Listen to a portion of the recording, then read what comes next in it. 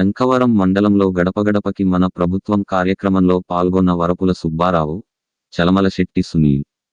కాకినాడ జిల్లా ప్రత్తిపాడు నియోజకవర్గం శంఖవరం మండలం వజ్రకోటం గ్రామంలో గ్రామ సర్పంచ్ సగురు గుర్రాజు ఆధ్వర్యంలో గడపగడపకి మన ప్రభుత్వం అనే కార్యక్రమాన్ని నిర్వహించారు. ఈ కార్యక్రమంలో ప్రత్తిపాడు నియోజకవర్గ వైఎస్ఆర్సీపీ ఎమ్మెల్యే అభ్యర్థి వరపుల సుబ్బారావు, ఎంపీ అభ్యర్థి చలమలశెట్టి సునీల్ పాల్గొన్నారు. ఈ సందర్భంగా ప్రతి గడపకు వెళ్లి వైఎస్ఆర్సీపీ ప్రభుత్వం చేసిన సంక్షేమ కార్యక్రమాలను ప్రజలకు వివరించారు. వైఎస్ఆర్సీపీ ప్రభుత్వం వస్తే చేపట్టబోయే సంక్షేమ కార్యక్రమాలు ప్రజలకు తెలియజేశారు.